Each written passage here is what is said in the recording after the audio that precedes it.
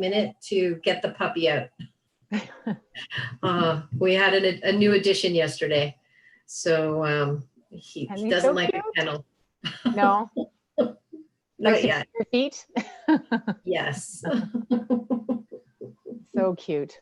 Yes. He is sort of asleep right now. Okay. Do you need to start recording, Graham? It is now live streaming. Good to go? Good to go. Okay. Can I get an motion to approve the agenda, please? I'll approve. Seconded by Director Zant. All in favor? Opposed? Motion carries. No rise in report from closed. Consent agenda. Can I get a motion to approve the consent, or does anybody want to pull anything out of these consent agenda? Seeing none, can I get a motion to approve?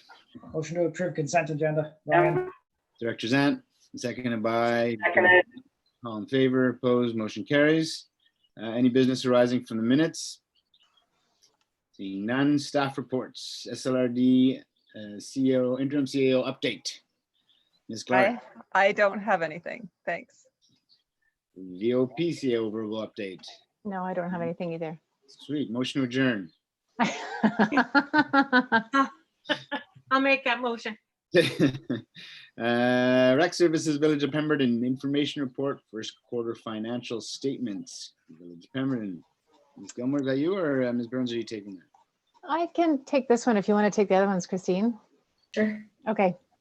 So there's not a lot on this particular first quarter report. And as you'll note, it's prior to really anything COVID related happening. Most COVID shutdown of our facility happened around mid-March. Then this report goes to March 31st.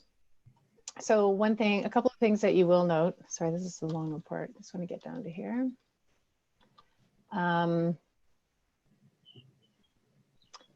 We don't have the taxes allocated. So you're going to see that in all of the different cost centers that we haven't billed for them yet. They're showing as a deficit, but it's just that it doesn't have an allocation towards it. So that's one important notation in that particular, in that report. Other than that, I don't really have a lot other than about 15% of the revenues have been collected. A lot, I've already mentioned the tax collection happens in August, and that's when the regional district transfers their funds when they receive them from the province. Yeah, it's pretty quick. 18% of the expenditures have been allocated. Some of the projects that we do have ongoing and included in this budget were the outdoor basketball court. One of the things we were going to do as a result of that is apply to the Whistler Blackcomb Foundation. We haven't done that yet. I don't believe they've had any intakes. We haven't seen any notifications of that. That typically happens in April and October, but we are keeping our eyes peeled. In addition, staff have been able to utilize some of this time to get some of the capital projects, the FIBAR out in the Naturescapes Park, et cetera, done. I don't recall if it's exactly in this one, but we have been able to utilize some of the time that the facility's been closed down. Other than that, I don't have much more to add. Hopefully the next quarterly report will have a little more detail, although probably not exactly what we're wanting to see, just because the facility is still closed. So we'll have to have some conversations about how that rolls out, which Christine will get into later on how we return to normal, somewhat normal.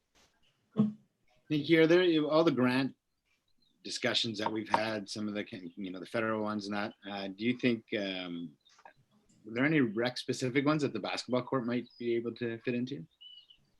Well, we do have the one large fund that we know is coming out for recreation.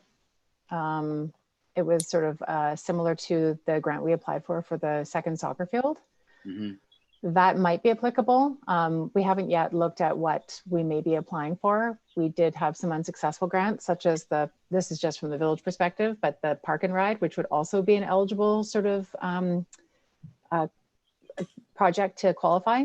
So we haven't, while it's on our list to look at, we haven't considered the outdoor basketball court at this time, although we did budget funds for it.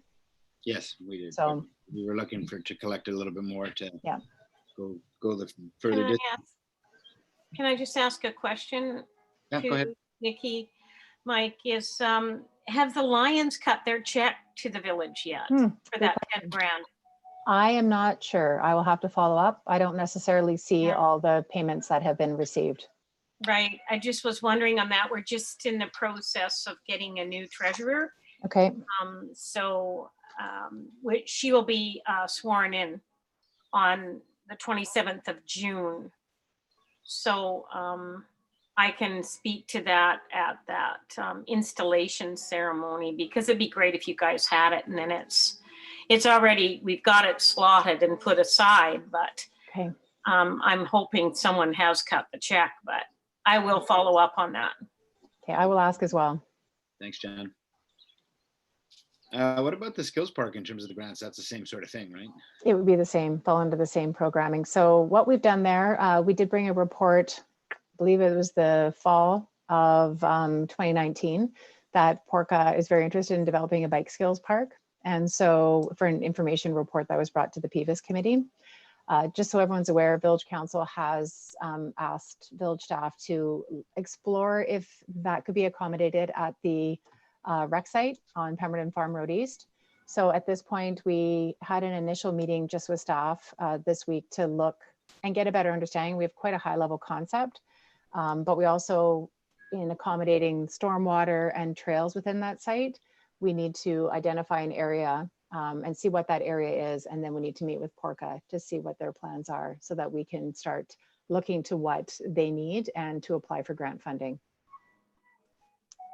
Awesome. Thank you. Yeah. Ben.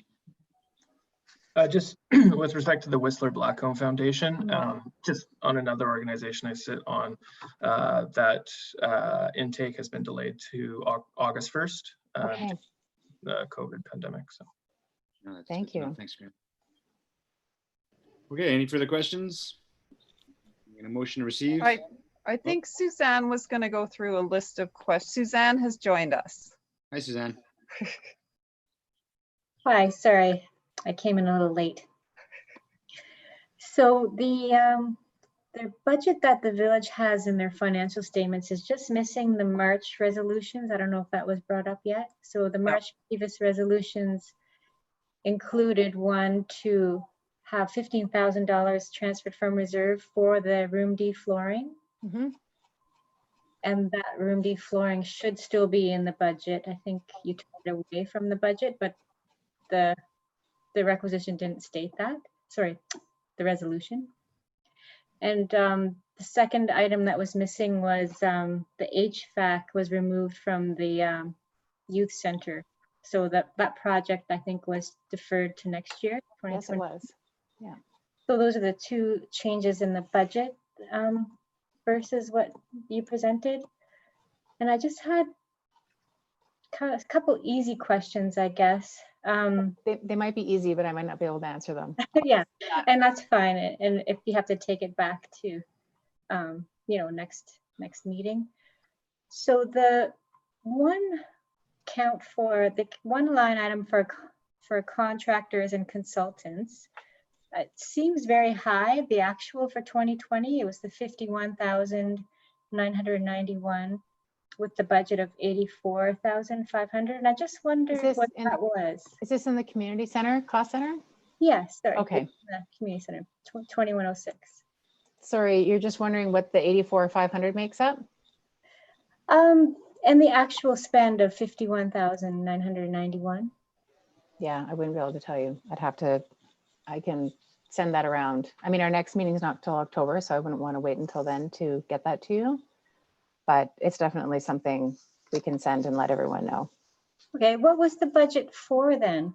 If that's easier, if that's possible to answer. Probably not. I don't have the detail here in front of me.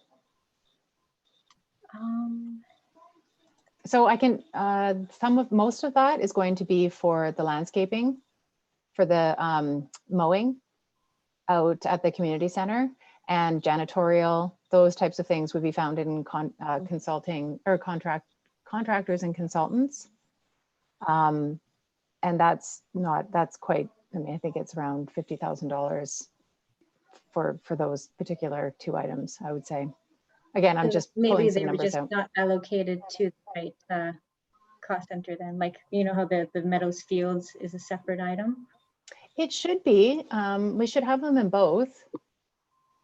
There's about 3,500 in the Meadows, but I'll have to, I don't know for certain. So I'll have to get, I'll get Lena to pull those details out. Okay, why don't I just build a little list for Lena? Just Excellent. some questions. Okay, that'd be great. Okay. Anybody else? I get a motion to receive then, I guess. Motion to receive, Ryan. Seconded by Russell, all in favor, opposed, motion carries. And here we are on our first Recreation Manager's update from Christine. Welcome, Christine. Been looking forward to it. It's been quite the dive in for you. Yes, I would say I'm treading water. I might not quite be swimming yet, but I'm definitely treading water. There has been a lot going on, and I wanted to share with everyone the report of what we've been doing. So I'm pretty proud to have walked into the team already moving forward with online programming. That was a huge hit. We're not making money, but we're not losing money on what we've offered for the last 3 months from an online programming perspective. I think one of the most popular programs that's been participated in actually is the chair yoga for 50 plus, I guess. So I think it should be 60 plus, but because it sounds like the participants are all over 70 actually. But that one's been highly prescribed, as well as we've had a bit of a downturn since school started here in June with the children's online programming, which was mainly focused on some dance, some fitness classes, and a few other things that parents could prescribe to. So I think we literally just break even on that for the month of June.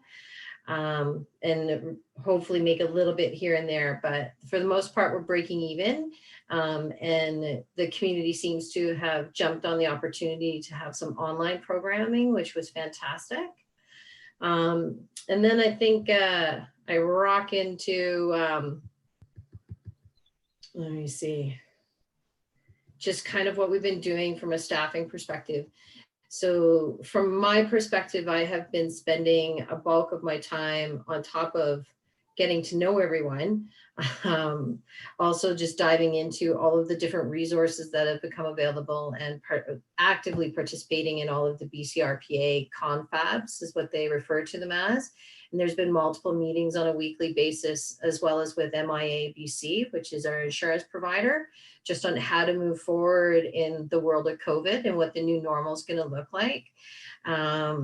So, you know, lots of it is just having the right signage in place, the right waivers, or just making sure that you get participants to complete informed consent forms and things like that. But it is a lot of information to gather and compose into the final document. WorkSafe BC has their expectations. So I've been working with Wendy Olson in just the staff component and the document from a staff perspective. Then there's the how we're going to deal with contractors, how we deal with participants, and moving forward from that perspective. It's been a little all-encompassing for sure. We have made some plans for a new normal. I included the province and the BCRPA graphics just because they are fantastic visuals of what we're trying to do from a recreation perspective, and well, all of us from every perspective. The goal is that we eliminate is our first level of protection, which is why everything shut down.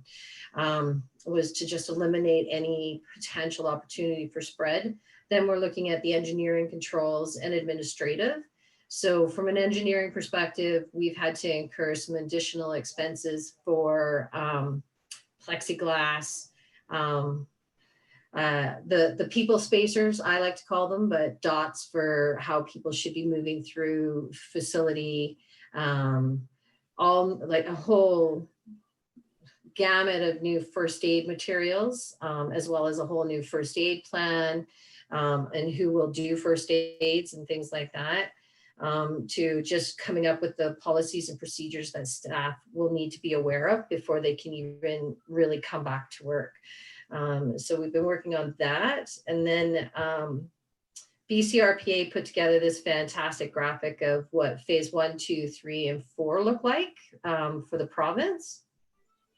And then they plunked in what their level 1, 2, 3, and 4 would look like from a recreational perspective and getting things up and going again. So we're solidly in the level 2 stage. All of our outdoor spaces for playgrounds and the Spray Park have been opened as of July 1st or June 1st, sorry. We're working on field usage. I think we're still doing some maintenance out at the rec site, but Meadows is good to go. But we are just waiting on users to approach and ask and figure things out with them.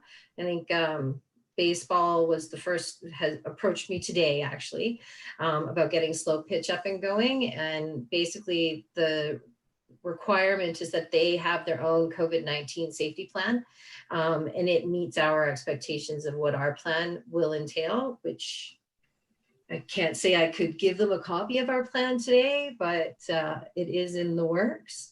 So fields, we're just kind of waiting for some maintenance at the rec site and waiting for groups to want to come back and start doing things. I think we'll find that most user groups that provide programming for children are not going to even bother with us this summer. I think they're probably, the majority of them will just kind of take a break, just because there are some challenges with trying to ensure the no touch or the minimal transfer and transition through touch, as well as just physical distancing. So because they're volunteer run, I'm not sure we'll see much uptake. I do expect we'll get the slow pitch league up and running for a few weeks, depending on how long they want to go. But I was told they're working on their plan today. So that was good news. We've also started, sorry, go ahead. What about PYSA? Have you had direct communication with them? I've reached out, but no one has followed up with me yet. Okay. So I'll be honest, it's low on my totem pole at the moment. The goal is kind of right now trying to focus on getting some outdoor programming for children in Pemberton up and running, as well as trying to get the fitness center open. But I'm sure if PYSA comes to me with a plan, I've got a plan for them. I've reached out a few times and kind of given them, I think I've reached out twice to all of our users that I have contacts for and given them the resources that they need to refer to in order to create their plans moving forward. Via Sport has created the provincial plan for all PSOs, so provincial sport organizations. Yeah. And then provincial sport organizations are supposed to push their plans out to all of the local sport organizations. So PYSA they will have been getting information from their provincial governing body. And they've been really good at just kind of laying it out for those user groups. Like, here you go, fill it in, put your name on it, tweak a few things for your community and kind of go. From a provincial perspective, I think that New Westminster is the only municipality that is looking at having some not-for-profit user groups hit their fields next week. And that's kind of the first community in our province that has any organized sport starting. So they have a lot of staff. They've got some great documents, so that's been nice. They also like to share, so that's good. And then basically we move into what we've been trying to plan for the next phase of reopen, which kind of looks like this would be our phase 2 response for the facility. So should we get back to a point where we're going to have to scale back again for assuming that we're going to have a second wave of COVID-19. The goal would be hopefully we just scale back to what we start for July 2nd, which will be only accessing the facility if you're registered for a program or booked in to use the space. And then that way we can control, we have a little bit more control over how people come and go within the facility. Also been working with Emma from the library on how they're going to move to next steps as well. They're ahead of the Whistler Library, which is great because they've been doing like holds and contactless pickups for months, which is fantastic. And they're going to move towards bookable space. So they're not their stacks aren't going to be, no one's going to be able to browse stacks for a while. So Emma and I both agreed we would start small because this is what we would be able to manage from a staffing perspective currently with who we have working, as well as this is a great phase for the community to really kind of wrap their head around being able to understand what it'll look like if we have to shut things down again.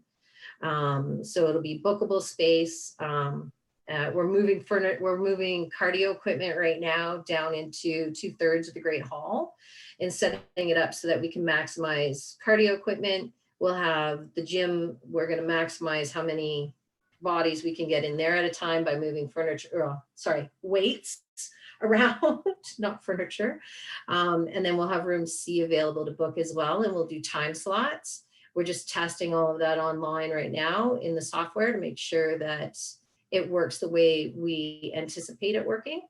So Vanessa's been a great help there. And then we're going to man it with the staff that's been working through COVID-19 right now, as well as we go from there. Yeah. And then hopefully by September, we transition into a more active phase. We're going to be offering in-person group fitness classes for the summer. I think the plan right now is for 4 value-added group fitness classes a week, as well as 3 pre-registered classes in the AM and then 1 in the evening. And then kids programs, we're just waiting on some contractors, as well as we're going to try and get a few of our own programs up and running as well, and hope to have those available next Thursday, actually, for registration. Wow. So yeah, that's kind of sums up where we're at. I think the bottom of the report was we engaged Clemens, I forget Clemens' last name, cabinet maker from Pemberton, to do the plexiglass because he did such a wonderful job at the grocery store. And there's a couple of pictures there of what the front desk currently looks like. He came in cheaper than any of our other plexiglass quotes, which was nice. We even saved a little money in that final bill. I mean, $100 is $100. And I think it looks fantastic. He's in the process of, I think he's installing today the rest of the plexiglass we've had to move the customer service desk behind the counter and transition it because of the way staff come in and out through the kitchen and staff use the kitchen. We need to ensure that we have 6 feet there. So there's plexiglass going around that desk now that it's been moved, and then another plexiglass barrier going in the shared office in the front as well, so that both of those individuals can be working in there at one time. And it doesn't sound like a lot, but it's felt like a lot. And how many weeks have you been with us now? I think 6 today. Yeah, that's a lot to do in 6 weeks. It's definitely, it's an interesting learning curve. Mm-hmm. Yeah. Good for you. Thank you. Are there lots of like different ideas for outdoor recreation activities coming in, like not just from you and your staff, but even from providers? Or currently we have kind of our standard, and we've kind of pushed everyone to be outside. So the Canoe Club is just working through creating their plan right now, and to get approval from their association that they're associated with. And all of these plans are kind of, so everyone knows, they're attached to the insurance provider as well. So their insurance provider is requesting that they have this COVID safety 19 plan as well. So their insurance provider won't allow them to move forward without it. But Canoe Club does have intentions of moving forward for the summer with what they normally run, which it looks like, I think, about 8 weeks of programming Monday through Thursday. We've got a local artist who I guess normally runs programs as well. She's going to do about 3 weeks worth of programming outside. Yeah, and so there's a couple coming in and out. Another instructor who does Spanish with kids is going to do hers outside as well.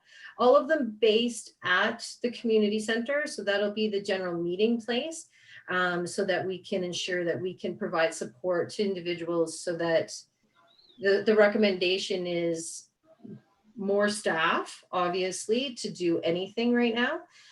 So we would be on hand to do registration for the instructors as best we can.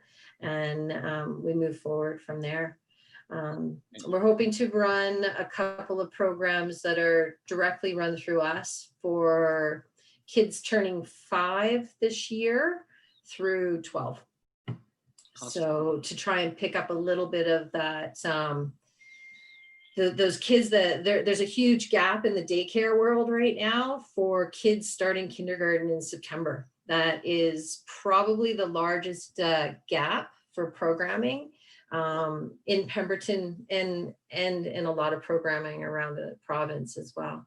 So hoping to offer a few things for individuals to sink their teeth into. We'll see. Good for you. Yeah, no, there's definitely some demand there. I don't think you'll have problems filling those programs. I hope not. Just so you know, I was on a chat with Jordan Sturdy yesterday, and he said at a provincial level, there's a lot of conversation about the insurance for municipalities and rec services. And I know you've been on a whole bunch of these calls, but apparently even as recent as yesterday, there was a meeting in Victoria about it. Yes. So I think they're trying to make it a little bit easier, and they're trying to remove the liability factor of if somebody were to contract COVID while at one of our programs, or at a not-for-profit. So they're working pretty actively on that. I'm sure they'll be keeping you up to date. But yeah, as recent as currently,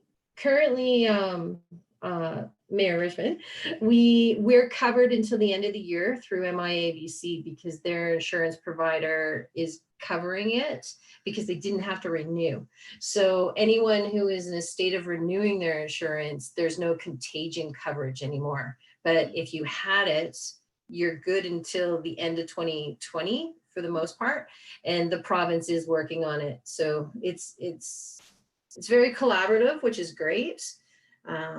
So I do anticipate moving forward proactively come September for sure. Good. Thank you so much. Any questions from the rest of the group? No questions. Just that was a great report. Very thorough. Thank you. Well, thank you. Thanks so much, Christine. Nikki, are we going to invite Christine to repeat herself all over again at our council meeting? Because I'm sure the rest of the council would. She will be there, yes. Excellent. Yeah. Awesome. Well, thanks for that very much, and we'll see you on next Tuesday. Okay. Thank you, Christine. Could I My get a pleasure. motion to receive the rec manager's report, please? Motion to receive. Seconded by Jan. Yeah. All in favor? Yeah, Opposed? I'll second that. Yeah, you're too slow, Russell. You got to catch up. Awesome. Just back to my agenda. So 2020 first quarter financials, Suzanne. I didn't really have a presentation for them. Okay. If there's any questions, I definitely can answer them. Okay, fair enough. Any questions on the first quarter financials? I have no questions, Director Richmond. All right. Well, hearing none, could I get a motion to receive? Motion to receive. Ryan. Seconded by Russell. All in favor? Opposed? Motion carries. Thanks, Suzanne. Nice job. Correspondence for action, request for funding, Pemberton Area Economic Development Collaborative for the secretariat position. They're looking for $2,500 from our newly formed PDIF fund. Is anybody speaking to this, or are we just going right into debate? Yeah, could someone fill me in a little bit on this? So I don't know, Graham, would that be you? Yeah, thank you, Chair. Yeah, there was a resolution from a previous meeting to reach out to the collaborative and see if they did have a need for funding. So we did that. They're not technically a society or an organization that really fits quite well into our policy because they're just this sort of, they're not a committee, but they're a collaborative of different organizations through the valley. So we didn't think that we could fund them directly per the terms of the policy. So the chamber sort of stepped up to say that they could make the funding request on behalf of the collaborative because they're two really linked organizations. And then the funding would essentially flow through the chamber, but go to fund secretariat duties for the collaborative. Gotcha. Awesome. Any questions for Mr. Haywood? Oh, I don't have any questions, and if there's no other questions, I'll make the motion. Okay, moving to approve the funding by Director Zant, seconded by, I'll second that. all in favor, opposed, motion carries. Thanks, Graham. Decision on late business, did I miss something? Christine's going to say farewell and go work on all the other resumed. She basically covered that one. I thought we could just receive that if you're good with that, Kristen. Yep. Okay. Yep. Gotcha. Okay. Thank you. Thanks, Christine. Bye. Hi. Decision on any additional late business? Late business, I guess we should just receive that because it's further down here. Could I get a motion to receive 11.1? Motion to receive 11.1. Second by Jen, all in favor, opposed, motion carries. Director's notice of motion to adjourn. Motion to adjourn. that was way too enthusiastic. That was. Seconded by Jen. All right. Any closing comments? Thanks, everyone. Thanks, Mike. Yeah, thank you. Have a good day. Hi. Bye. Bye, everybody.